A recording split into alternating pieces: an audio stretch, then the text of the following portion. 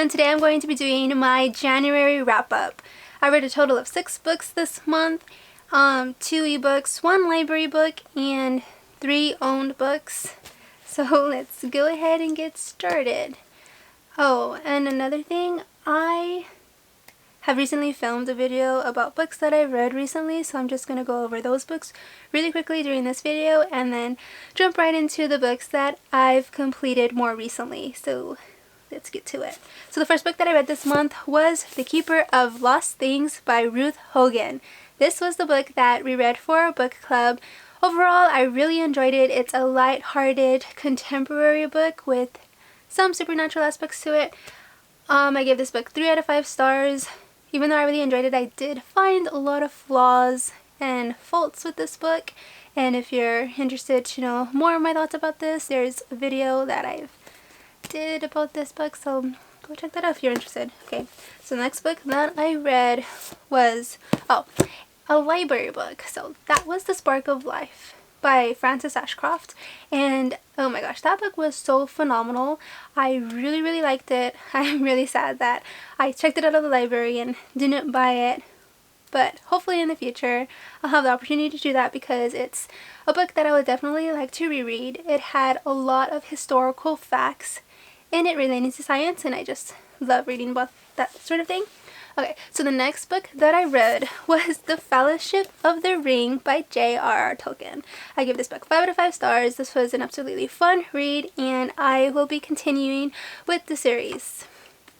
Okay, so that is the books I read earlier in the month. The next book that I read was a short history of nearly everything by Bryson.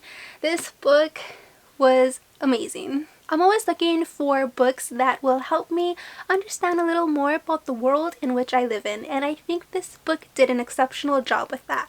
It's about brilliant people making discoveries, and it's about them facing many challenges throughout the 16th to the 20th century. It's just completely amazing. You know what I really like about this book is that this book is the result of one man's curiosity. He's not even a scientist or anything. He's just a regular person like you and I.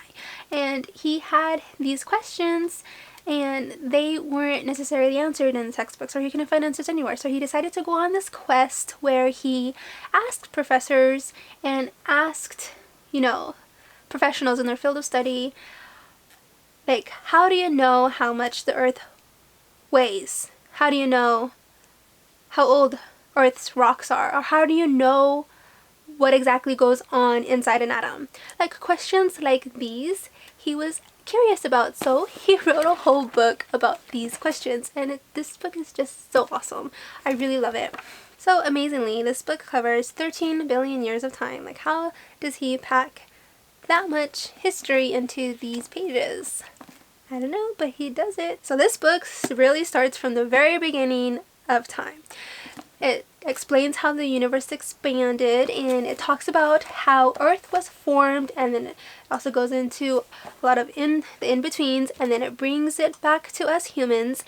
And this book just really emphasizes how really unimportant our existence as humans really is in the grand scheme of things. This book is like really perfect for people who are interested in learning the basics of science, and he just really takes these awesome and interesting concepts and then just makes it more awesomer, and just like, it's just such a well written narrative. It's completely understandable. I went through it pretty fast and it's just really highly enjoyable. So this book is both funny and sad at the same time. Okay, so what I found out about what happens once a person makes a discovery, people are very reluctant and very hesitant to accept it as true, like a true finding. They're like, nah, that can't possibly be true, you're tripping. Or if they do accept it, then they just brush it off as unimportant. And more often than not, the credit is not even given to the right person, it's given to the wrong person. Like, that's just sad. There's like so many examples of that in this book. It was just crazy. I really love how Bryson really put a face to the scientists making the discovery. Like, before I read this book, I never really thought about their personalities. Now I just want to go out and read whole biographies. Another thing I want to point out about this book that was kind of surprising was that when Einstein went to go apply for a job as a high school teacher, he got rejected, and this was after he had published his relativity papers. So that was funny and quite shocking. I just really like how this book really rekindles my curiosity about the world. Anyways, I give this book 4 out of 5 stars. The next book that I read was Dragonfly and Amber by Diana Gabaldon. This is the second book in the long series. I think there's like 7 books. I really highly recommend you go check out Outlander if you haven't done so already. To me, this book is like good literature. I don't know, I feel kind of weird saying that because it's kind of like very entertaining. But I just really think that this book is just so well researched. Like, isn't it crazy how an author is able to do all this research and make it seem very plausible and, to me, very accurate, and just come up with this amazing narrative? I don't know, it's crazy to me.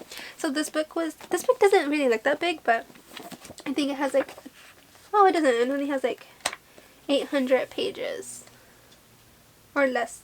Actually, it only has like 700 pages. I thought it had 1,000 for some reason.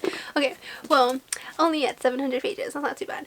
But this book was pretty massive, and I took quite a long time reading this. But I really enjoyed it. I give this book 5 out of 5 stars. One thing that really made me happy about this book is that our main character, Claire, is a healer, and we get to see her in action, like taking care and curing or healing all of the Highlanders, whether she's using herbal medicine or like tinctures she made. I just like really love being in her head, and she's always thinking ahead of time. She's like, if I do this, then this will happen. Like, she's always giving us alternatives that I wouldn't have necessarily thought of, and like that of course makes the book very lengthy, but I love it. Okay, so there's like 7 books in this series, and I don't think I'll get to the next one, Voyager, until quite a while because it takes a long time to read this, and I don't know, probably read the next one later this year, if not next year. Like, I'm not in a super rush to read this series because I don't know, it's just, I like taking my time with this, you know, but I gave this book 5 out of 5 stars. Then I read A Darker Shade of Sorcery by Will Collins. This is about 2 kids who train to become demon hunters. They go to this magical school, and if they pass all their classes, then they get to travel to different realms where they will be able to fight creatures and defend all the worlds. This is a YA paranormal fantasy. There is a whole bunch of magical elements in this book, which is great, but I found this book to be quite slow. Quite slow indeed.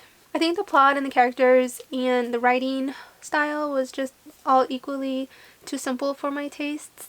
I just didn't really connect with any of the characters, and the world building was a bit overkill. There was also a lot of gruesome scenes, and that didn't really sit well with me, but I guess that's the point. But I just feel like it just didn't mesh well with the overall story, so I ended up giving this book 2.5 stars out of 5. Well, that's all the books I read for the month of January. I really hope I'll be able to get 2 more books next month. So thanks for watching. Don't forget to hit that like and subscribe button, and I'll see you next time. Bye!